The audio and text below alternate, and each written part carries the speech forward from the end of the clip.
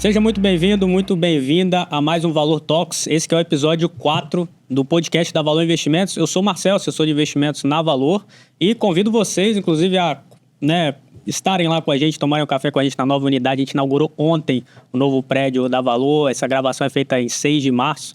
Então, fica aberto o convite, um escritório de 5 andares, maravilhoso, tem rooftop, várias salas para reunião, tem até estacionamento para clientes, sei que isso é super importante, principalmente ali na Praia do Canto, é sempre muito difícil de estacionar o carro. O escritório fica na rua Aleixo Neto, tá? Inclusive, nessa caminhada longa da Valor Investimentos, de 20 anos de escritórios, a gente passou por muitos desafios, né? E é por isso que a gente gosta muito de conversar sobre empreendedorismo, né? Gestão de empresas, e por isso que a gente convidou aqui duas feras do empreendedorismo, que são sócios fundadores aí da FPSV, né? Não. FPSV Advogado, desculpa. Isso. E aí, gostaria de conversar com vocês, né, sobre a trajetória de vocês no empreendedorismo e um pouco sobre a área de vocês, né? Algo para trazer para os nossos ouvintes aí com relação à área trabalhista e tributária, né, que são as especialidades de vocês. Então, episódio super legal. Não deixe de curtir, compartilhar com todo mundo aí para a gente divulgar esse conteúdo. O Gabriel Pimentel, ele é pai do Matias, né, recém-nascido, né, da Elis, da Catarina, é graduado pela UFES, especialista em Direito Empresarial pela FGV, membro da Associação Espírito Santense de Advogados Trabalhistas. E o Rodrigo, que é pai do Bernardo e do Henrique, né, advogado, graduado pela UFES, mestre em Ciências Contábeis, Contabilidade Gerencial e Tributária pela FUCAP Business School, membro da Abradit, Associação Brasileira de Direito Tributário, e membro da ANEFAC, Associação Nacional de Executivos, também membro fundador da IAC, Instituto dos Advogados Capixabas. Sejam muito bem-vindos ao podcast. Obrigado. Vamos começar pelo Gabriel, começando do começo, ali onde tudo começou, né? Como vocês se conheceram, como é que surgiu essa ideia de criar a empresa. Então, fica à vontade. Eu e o Rodrigo nos reencontramos na Universidade Federal, já nos conhecíamos de antes, e na faculdade nos conhecemos, né, com nossos interesses pelo direito. Após a faculdade, cada um seguiu um caminho diferente e nossas áreas de afinidade com o direito eram também diferentes. Cada um seguia um caminho e nós conversávamos sobre as dificuldades que cada um tinha, sobre posicionamento de carreira, dificuldade de captação de cliente, como a gente se via em alguns anos, o que a gente precisava fazer para chegar no que a gente considerava adequado. E isso foi convergindo com o tempo na tomada de decisão para a abertura do escritório, juntamente com outros 2 sócios.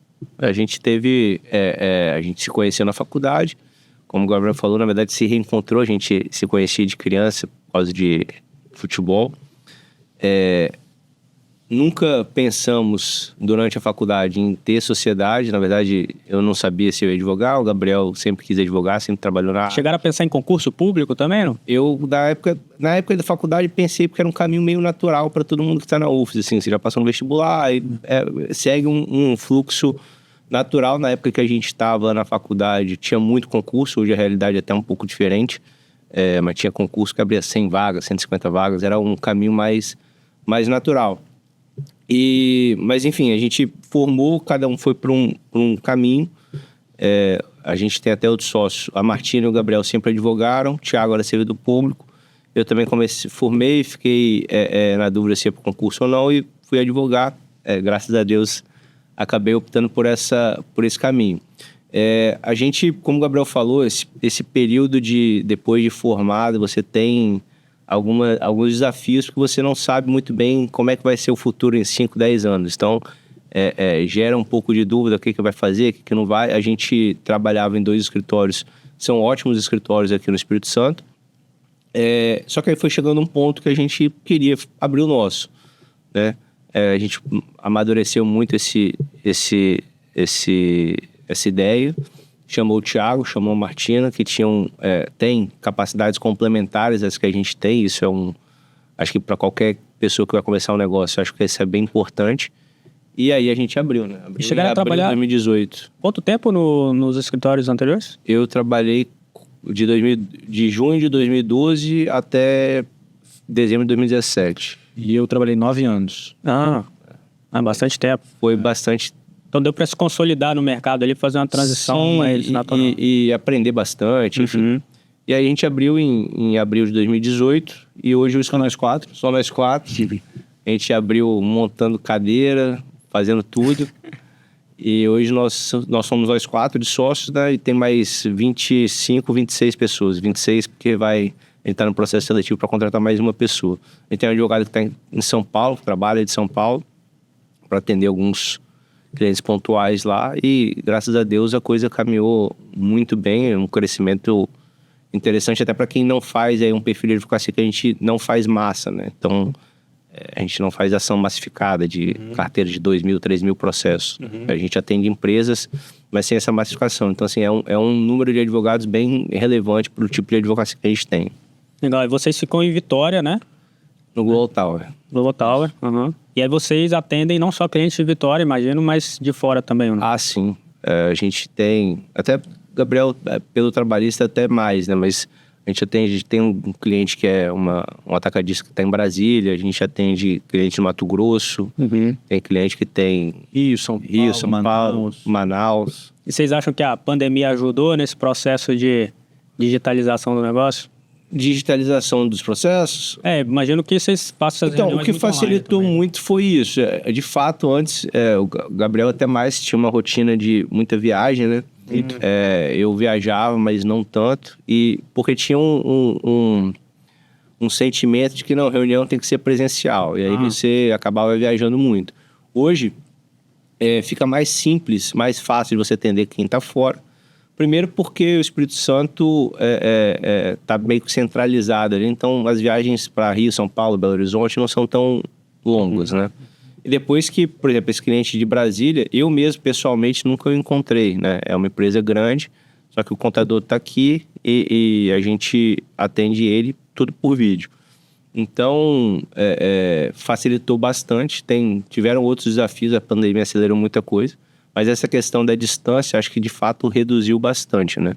Os processos hoje são 100% eletrônicos. O Estado do Espírito Santo é um dos poucos que a aderir isso aí foi um dos últimos. Então, hoje em dia não tem mais fronteira, digamos. Você consegue atender qualquer pessoa no Brasil inteiro.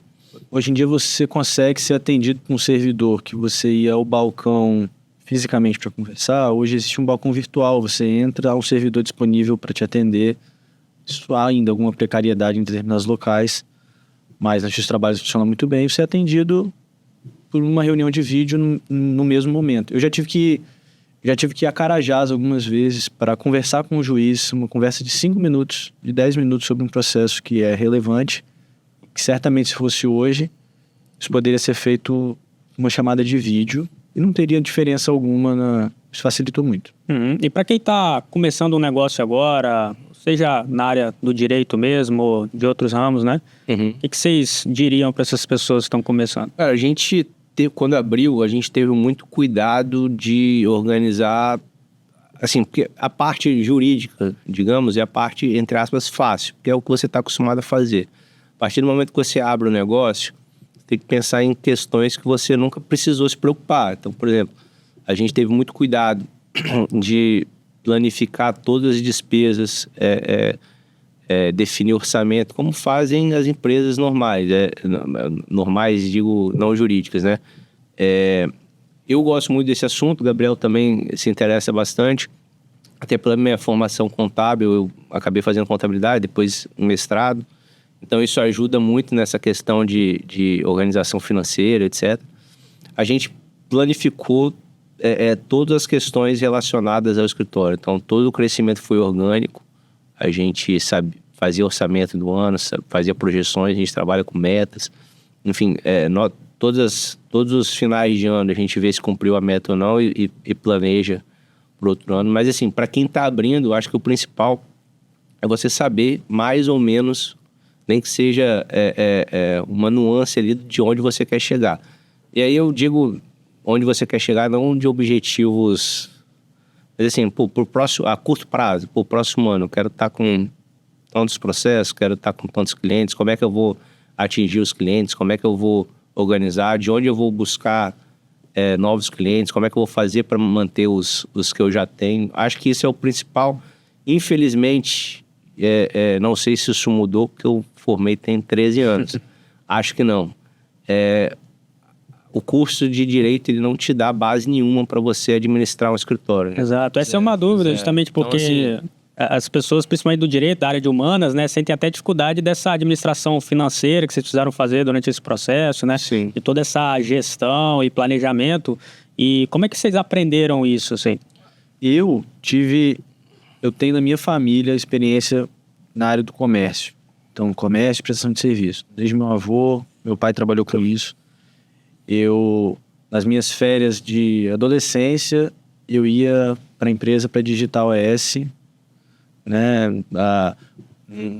Nas férias, até iniciar a faculdade, eu fui atender telefone na empresa, fui evoluindo, auxiliar administrativo. Então, eu tive uma experiência por viver nesse ambiente na minha família desde pequeno. E também há um interesse nosso, né? A gente se envolve muito na operação do cliente. Então, hoje a gente participa reiteradamente de reunião de conselho para discutir tema estratégico. E assim como a gente contribui, a gente também você aprende muita coisa. Vendo, é verdade. Então, isso... Vocês aprendem com os clientes também. Claro. Eu sempre gostei do assunto, então eu ia lendo e tal, e você vai aprendendo. Mas assim, respondendo a sua pergunta, se tivesse que dar um conselho, seria essa organização. Hoje a gente tem uma planilha, tem um controle de qual é o custo por processo, quanto que o processo, quanto mais tempo demora, mais ele custa pra gente. Então, você tenta sempre agilizar o processo, fazer a coisa andar. A gente sabe qual mais ou menos... De todos os clientes, a gente sabe a hora exata, o valor da hora exata dele. Então, às vezes tem um cliente que paga muito, só que a hora dele é barata. Ele está pagando proporcionalmente pouco. E tem um cara que vai te pagar, sei lá, 3 mil reais, é pouco, só que ele não te demanda nada. Então, a hora dele é cara, esse cara você tem que tentar reter. Isso, muitos escritórios não fazem. Então, para quem está começando, que vai abrir, se você não tem a preocupação de administrar seu próprio negócio, porque... você ou trabalha para alguém, ou tem alguém que faz isso, né, Gabriel, para você não precisa ter essa preocupação. Mas para quem vai começar, vou abrir, eu acho que muito escritório não vai para frente muito por causa disso, dessa organização. Porque a parte jurídica, a parte de captar cliente, é a parte, entre aspas, gostosa, né? O cara vai dar um jeito de fazer e vai fazer. Agora, essa outra parte administrativa que a gente vê que muito escritório troca os pés pelas mãos e a coisa fica pelo caminho. E essa análise de custo é realmente um divisor de águas, assim, de ver vários negócios meio amadores, né? Felizmente, o empreendedor acaba não se aprofundando muito nesse planejamento e a empresa, às vezes, acaba não durando, quebra, enfim. A gente vê isso muito no setor médico também, né? Exato. Alguns empresários médicos que abrem consultórios fazem essa autocrítica, né? De que na faculdade você aprende medicina, não necessariamente você aprende a como gerir um negócio. E isso é a mesma coisa para o direito. A gente conversou muito antes, a gente já abriu, eu diria que a gente já abriu grande no sentido físico, a gente já se preparou estrutura física, estrutura de organização, éramos nós 4, a gente até brincava. Pô, a gente tem estrutura aqui para receber um monte de gente, será que vamos ficar olhando nós 4 um para o outro? E não foi assim, logo a gente foi contratando e foi crescendo. E quais foram os drivers de crescimento, assim? A gente abriu em 2018, no final de 2018, no começo eu vou lembrar, depois começa a ficar o volume grande, eu vou esquecer. Mas no final de 2018 a gente tinha 3 estagiários, aí no final de 2019 a gente já tinha, acho que 2 ou 3 advogados. Aí na pandemia a gente acabou crescendo bastante, assim. Porque a gente atende empresa, a gente não tem tanta demanda de cliente pessoa física, que no varejo ali de ação pequena e tal. E aí, o que acontece? Quando surgiu a pandemia, as empresas, ninguém sabia muito bem o que ia acontecer, né? Então, foi um momento de muito crescimento, porque a gente não parou. Acho que nunca trabalhei tanto na minha vida, era quase 20 horas direto de Aumentou muito a demanda, trabalho. né? Aumentou a demanda, muita reunião. Fazia reunião 8 horas da noite, 10 horas da noite. Cheguei a fazer reunião 10 e meia da noite. Porque ninguém sabia o que ia acontecer. Muito atraso de fornecedor, muita gente falando que não ia mais pagar, enfim. Então foi um momento de oportunidade. Por quê? Porque a gente não parou, tinha muito ruído de televisão, questão política, o que vai acontecer, vacina, não sei. Na época, no começo, na verdade, nem tinha questão de vacina, né? Mas muita questão de política, lockdown. E aí a gente via que esse ruído tirou muita gente do prumo do atendimento. E a gente não parou de atender. Então, teve momentos ali, quando a pandemia foi 18 de março, eu acho que começou, que fechou tudo. Abril, maio, a gente teve muito cliente que indicou cliente pra gente e falou, cara, seu advogado sumiu, os caras estão trabalhando lá, vai no meu advogado. Então o atendimento foi um diferencial competitivo naquela época. Muito. Nessa época a gente trabalhou bastante, Gabriel, nessa parte trabalhista, tinha que dar, por exemplo, tributário, teve alguns incentivos, não incentivos, né, mas algumas ideias do governo federal para tentar minimizar ali, que a gente precisava estar muito por dentro. Enfim, então isso ajudou muito. Então a pandemia foi um salto grande. A gente contratou gente na pandemia, né? Teve advogada que eu só fui conhecer depois que acabou a pandemia. Acho que 2 ou 3. Se cruzasse como a gente só sabia em reunião ou de máscara, talvez a gente não se identificasse com facilidade. Então a pandemia foi um momento bom para os negócios, no sentido de aumentar a demanda, né? Realmente um momento muito incerto. Tanto que a gente voltou, inclusive... A gente voltou no escritório maior. Não, no escritório maior. A gente tinha um escritório que a gente projetou, como o Gabriel falou, quando a gente abriu, 2018. Vamos fazer um escritório aqui para 10 pessoas. Nós 4 mais 6. E aí, quando fechou tudo em março, a gente... já lotado. A gente já tinha 11. Já tinha 11. Trabalhando um pouco acima. Isso. E aí a gente contratou acho que mais 2 advogados trabalhistas. Aí foi... Quando começou a voltar no final de 2020, a gente já tinha acho que 15, 16 pessoas. E aí no outro escritório não cabia mais. Então a gente precisou fazer obra durante a pandemia para entrar no escritório que a gente está hoje. Agora, pro empresário que está ouvindo a gente, né? Nem sempre ele vai ter um driver assim que não tem tanta relação com ele, né? Às vezes é um fator externo, né? Como foi a pandemia para vocês. Mas e como fazer quando esses fatores externos são adversos? Como é que vocês fazem para prospectar clientes, principalmente em cenário adverso? Aí eu acho que entra muito a adversidade, óbvio. Um cenário como a pandemia, você pode encarar como adverso ou como favorável. A gente tentou buscar encarar como favorável. Claro, assim... Óbvio que foi terrível, todos os problemas inerentes à pandemia em si, mas a gente tinha 2 opções, ou ficar reclamando do que estava acontecendo, ou tentar atender os clientes da melhor forma possível na expectativa de que isso ia gerar novos negócios, e foi o que aconteceu. Então, assim, se tiver... Vai muito da mentalidade. Vai muito da mentalidade, e não é aquela coisa de ser positivo, não, é olhar o cenário e falar, pô, tem alguma coisa que eu posso fazer para resolver esse problema? Não tem. A pandemia está aí, está tudo fechado. O que eu posso fazer? Trabalhar mais. A gente criou um cronograma de ligar para os clientes, perguntar, pô, como é que tá? Tá tudo bem?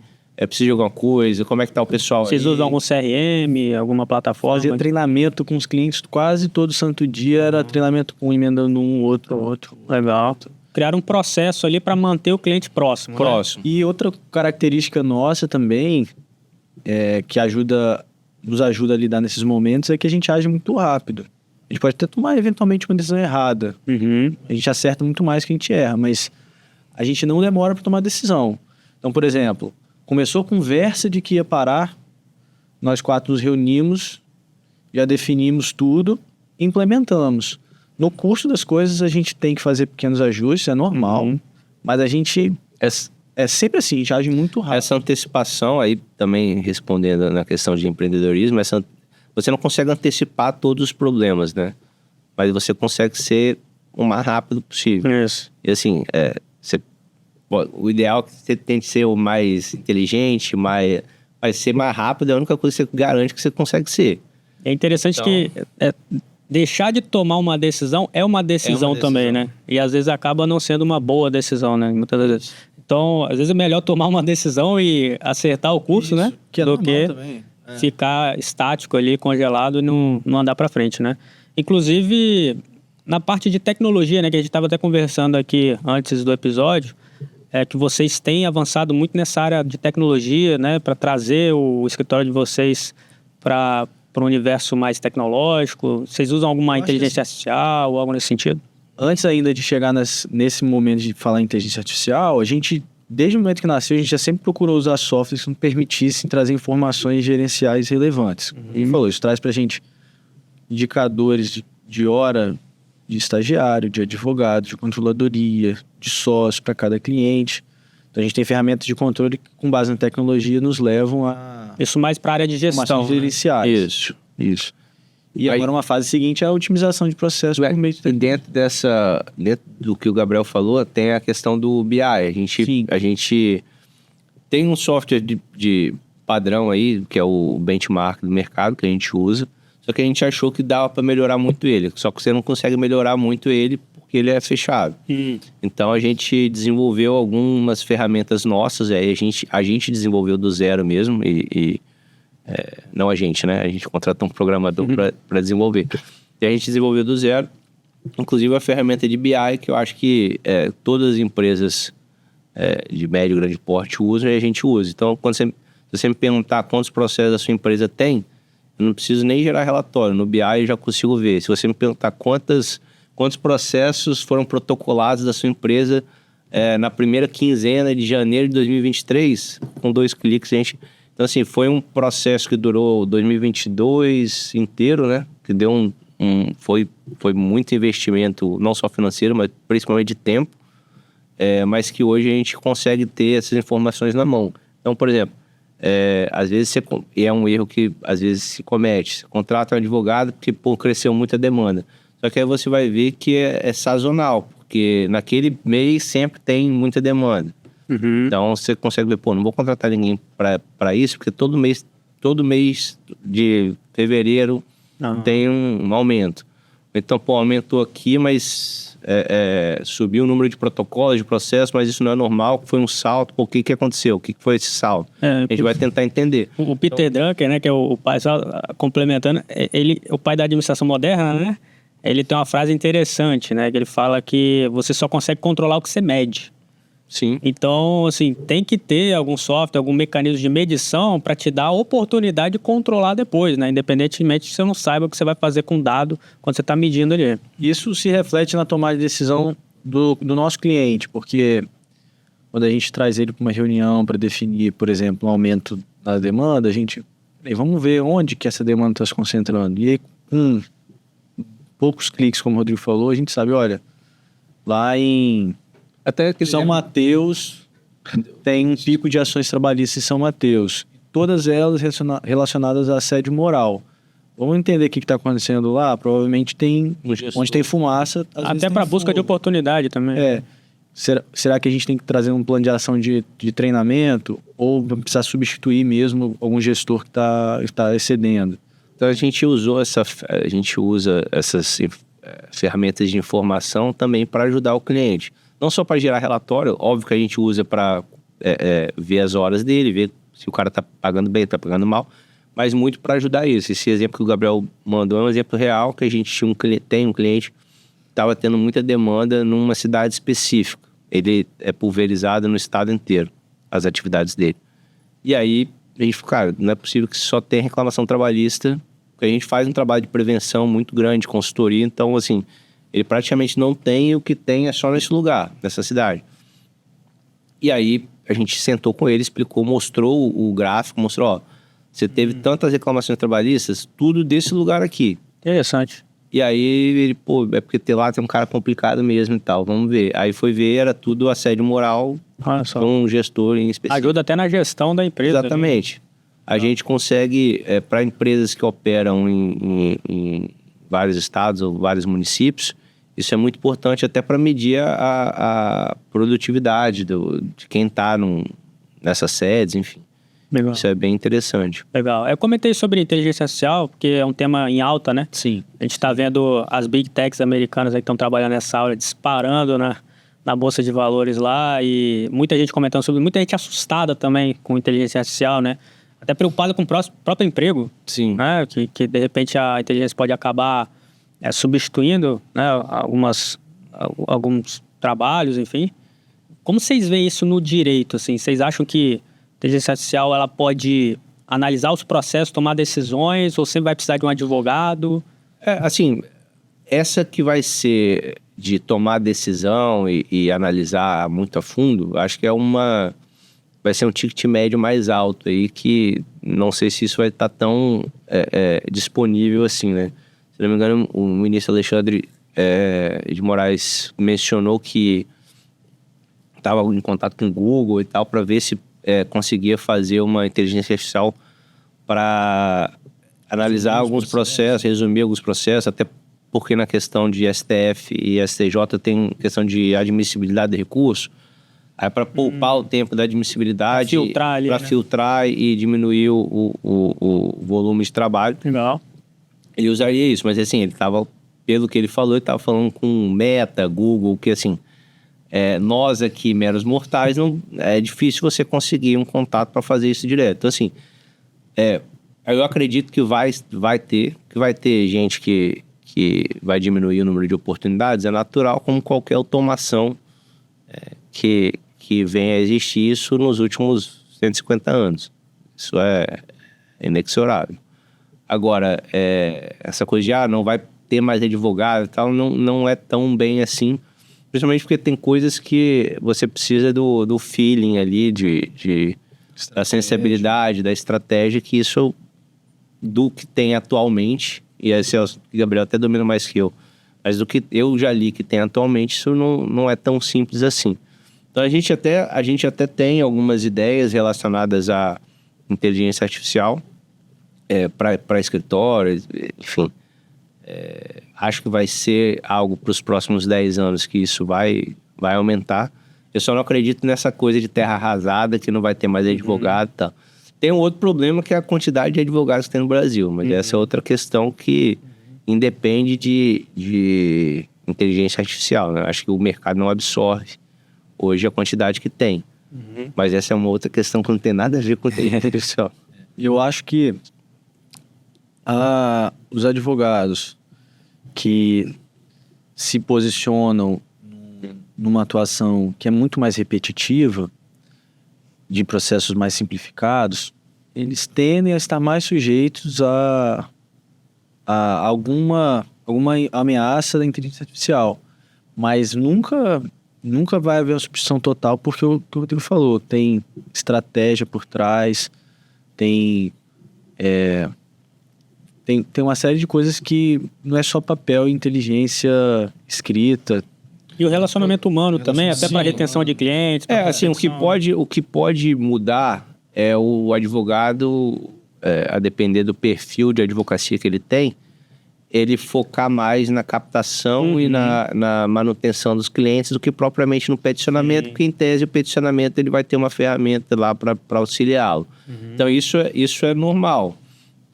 Ele vai concentrar em outras atividades que são relevantes, como captação. Isso pode reduzir custos com funcionários da empresa, né? Mas a empresa vai continuar. Mas assim, que ele vai ser 100% substituído, não, até porque vão ter processos que a sensibilidade é fundamental, que vão ser muito complexos por uma inteligência artificial popularizada, né? Não essa do Google ali, mas uma mais popularizada, para o cara interpretar o processo e tal, é um pouco mais complicado.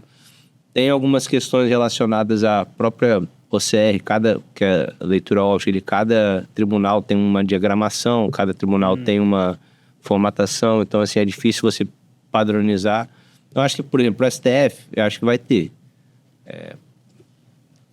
Aqui embaixo, acho que é mais difícil que tenha algo que vá substituir 100% dos advogados, não acredito nisso não. E dentro da área de vocês, assim, a gente acabou trazendo um pouco para atualização, né? Um contexto mais atual de tecnologia com inteligência artificial, coisa e tal. E na área de vocês, assim, trabalhista, tributária, tem alguma novidade, alguma coisa que vocês poderiam trazer para os empresários que estão ouvindo a gente receberem como informação relevante, assim? Bom, depende de reforma tributária, alguma coisa assim. Pode começar no trabalhista. No trabalhista, o que eu tenho visto de mais recente, embora não seja muito recente, é a necessidade de as empresas criarem um canal de denúncia para casos de assédio e outras formas de violência. Isso já está previsto na legislação, havia um prazo para que as empresas se adequassem, esse prazo já passou, já vai completar praticamente um ano que esse prazo foi superado, e algumas empresas ainda não instituíram um canal de denúncia para casos de assédio e outras formas de violência. Algumas empresas apresentam alguma resistência, imaginando que o canal vai ser usado de maneira indevida, ou porque não querem ter que lidar com casos de assédio. Às vezes não querem ver o que pode estar acontecendo também.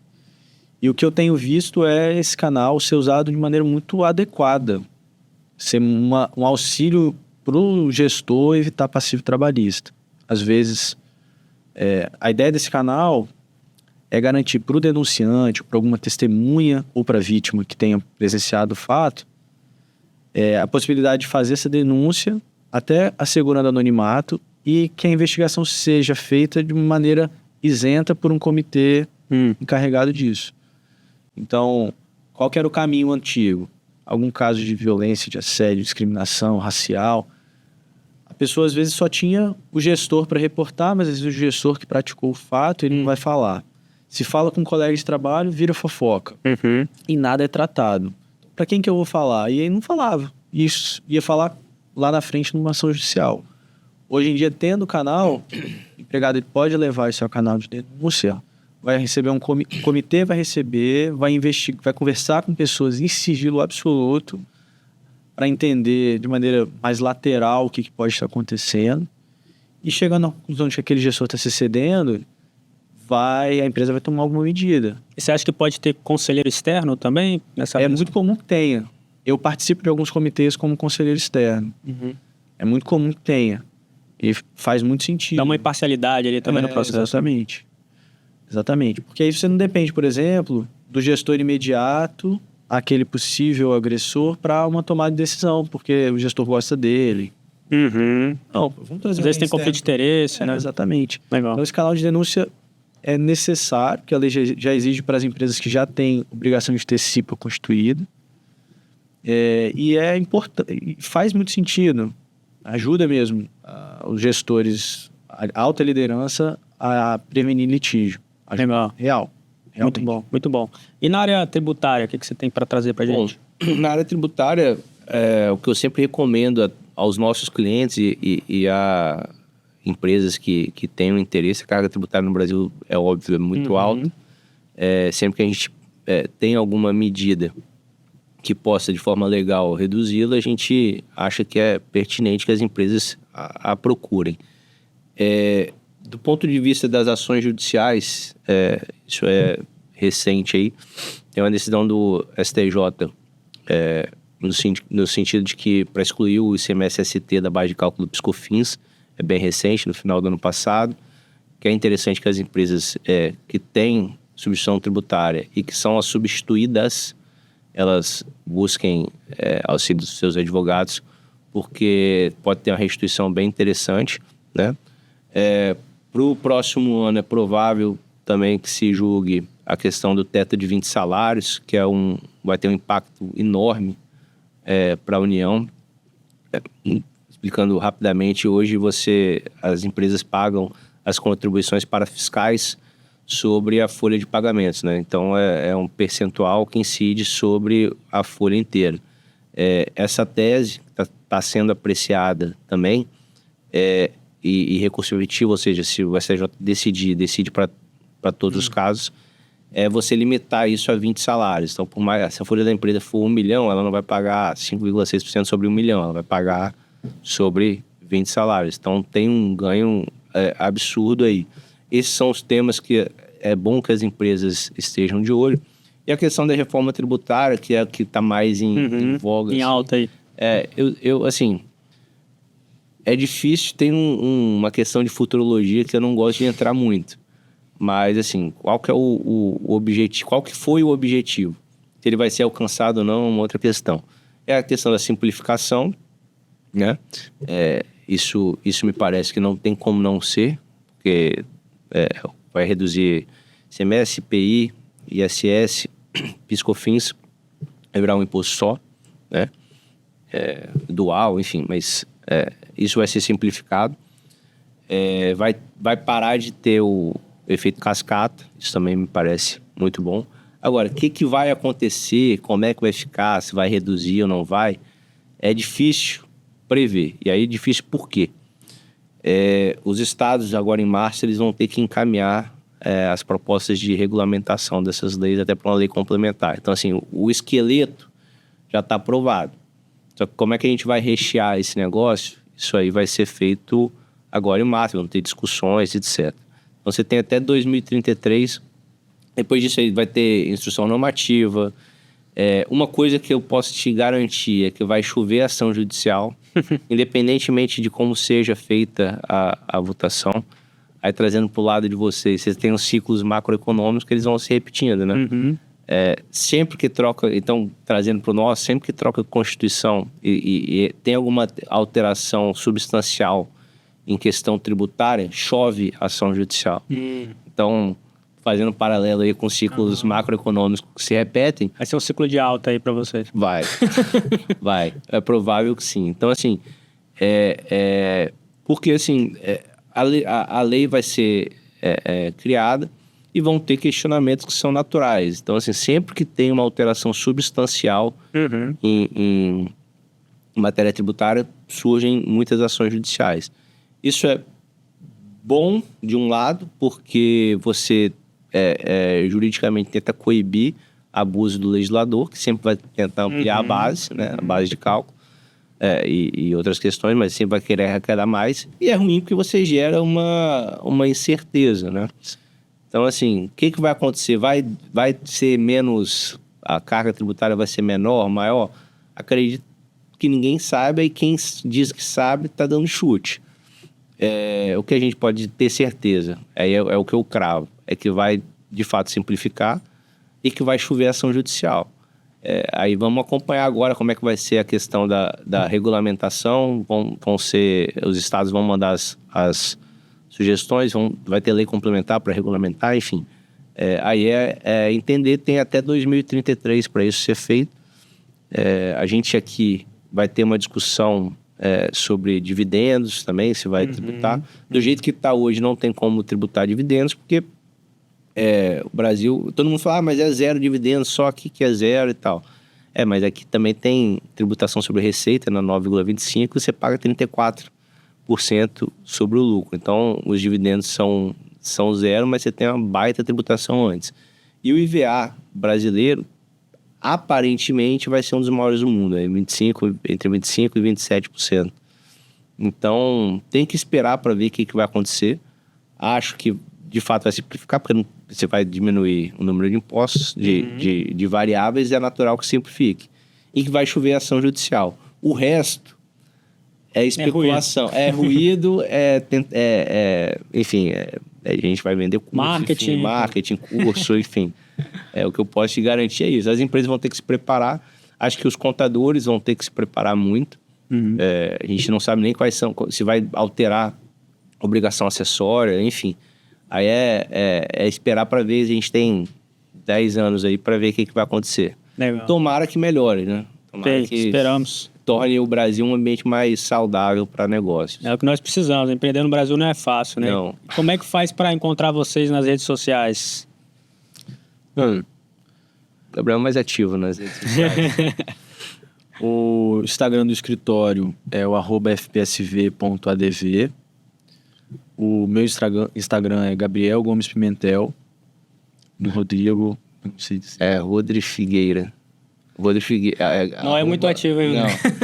E tem o site do escritório, né? www.fpsv.adv.br. Lá tem, além tem os LinkedIns de todo mundo, tem os telefones de contato, tem um e-mail próprio, WhatsApp, enfim, tem todas as formas de entrar para a gente. E os informativos, né? Que a gente envia para os clientes quando há alguma atualização, a gente também divulga lá no site.